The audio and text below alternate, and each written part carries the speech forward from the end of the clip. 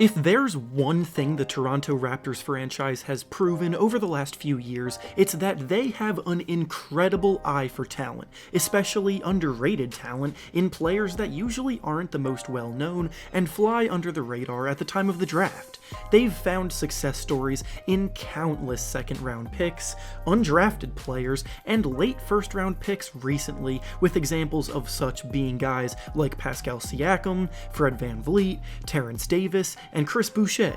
With this history of success in mind, it really shouldn't come as any surprise that the young players they bring in will exceed all expectations. Yet here we are with what is very much looking like yet another example of the team finding a hidden gem, which brings us to the topic of today's video. As many, like myself, have been doing recently, people have been tuning into the Charlotte Hornets preseason games to get their first glimpse at highly touted rookie LaMelo Ball. But in their games against the Raptors, it was actually another rookie that was stealing the show, with that player being Malachi Flynn, who the Raptors drafted with the second to last pick in the first round this year. Specifically, for today's video, we're going to be discussing Flynn's journey to get to this point, why he was so slept on throughout the pre-draft process, and then what makes me think he's primed for a big breakout season, proving he might be one of the biggest steals of the draft. Before we get started though, it turns out about 68% of you watching right now aren't even subscribed to the channel, so please, if you enjoy the content, consider hitting the subscribe button,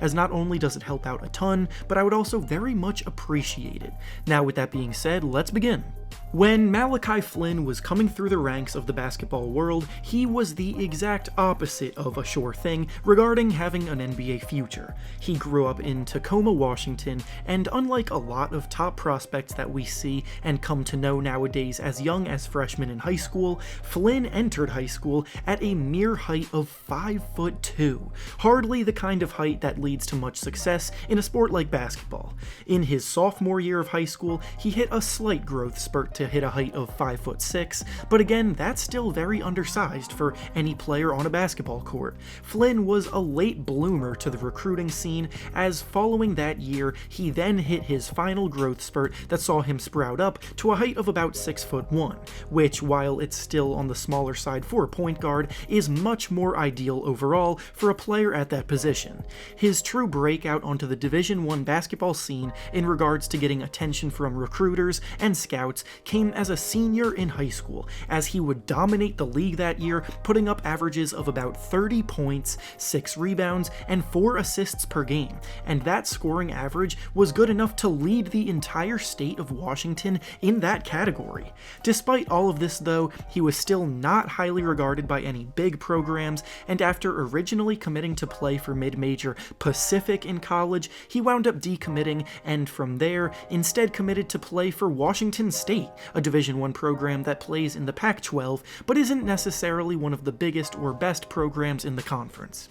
Despite being constantly overlooked, Flynn's confidence did not waver a bit, because he knew he could compete with anyone every time he steps on the court, and he was always looking to prove it. In his own words, he said, "I've been overlooked my whole life. You've got to have something that helps you get over that, and for me, it's just being confident. Even though I might not get the recognition or whatever, I think I'm right up there with all of those high-level guys." This mindset of just putting your head down, grinding, and working hard continually proved successful for him, as after 2 seasons at Washington State, including a highly productive second season there, he decided to transfer, and it was after this decision that he finally began to get some respect. Big programs such as Baylor, Creighton, and Texas A&M began recruiting him, but he chose instead to go to San Diego State because he established a connection with the coach Brian Dutcher, where it was made known that he trusts him wholeheartedly to handle the ball,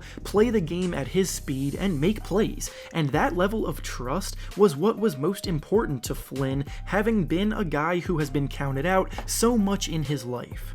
After sitting out a year, as all transfer players do, Flynn came out that next season playing the best basketball of his life, posting averages of 18 points and 5 assists per game, while leading the Aztecs to a ranking of number 6 in the country before the season got shut down. Riding this momentum, he finally found himself on the radars of NBA teams and scouts, and to be completely honest, I'm confident that he wouldn't have been as underrated had the March Madness tournament happened, because he was ready to dominate down the stretch of the season, and stellar play on the big stage has always historically boosted draft stock of players like Flynn. However, because it didn't, he still wasn't the most well-known name in the class, so he slipped to the very end of the first round, and honestly, if the Raptors weren't as high on him as they were, then he definitely would have been a second-round pick. Now, to get into the scouting report side of things, to discuss what kind of player he actually is, Flynn is a very prototypical, shot-creating, floor general, playmaking guard with the ball in his hands,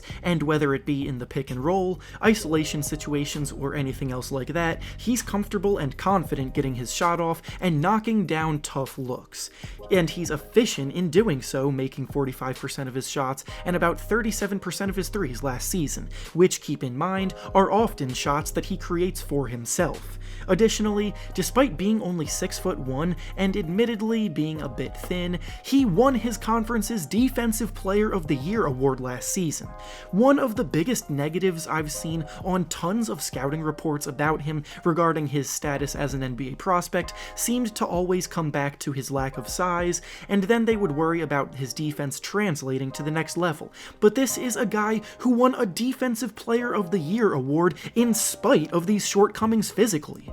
What frustrates me time and time again with NBA draft analysis is people always get so fixated on the hypotheticals and fall in love with measurables and potential over legitimate production and proven ability, and the players with proven ability often get knocked down despite countless examples of these players translating without issue to the NBA. Hell, Flynn's new teammate Fred VanVleet is literally an example of this. So anyway, now Flynn has found himself in a tremendous situation on the Raptors, where we know he'll get the most out of himself on this team with their development program. And he could even be in for a big role this year as the team's backup point guard. In preseason so far, having matched up with LaMelo Ball twice, he knocked down 3 threes in the team's first game, then in the second game, he put up a highly impressive 17 points in 19 minutes of play. With him having been in college for 4 years and being a bit older than other rookies, he looks incredibly comfortable immediately at this level, and he very well could prove to be one of the best rookies in the class. Long term as well, Kyle Lowry only has 1 year left on his contract on the Raptors as he's getting up there in age, so he could possibly be the player that the team is grooming to fill that void when Lowry inevitably leaves, whenever that may be. I realize that it's only preseason and that you have to take everything that happens in these games with a grain of salt, but everything seems to be pointing in the direction of him being a great pickup, and as the season progresses, and this proves to be the case, we should really learn to stop sleeping on the young guys that the Raptors organization brings in. And with that being said, that's all I have for you today. Make sure to like the video, subscribe to the channel, and comment down below what you think of Malachi Flynn and his future in the NBA. Thanks for watching, and I'll see you all next time.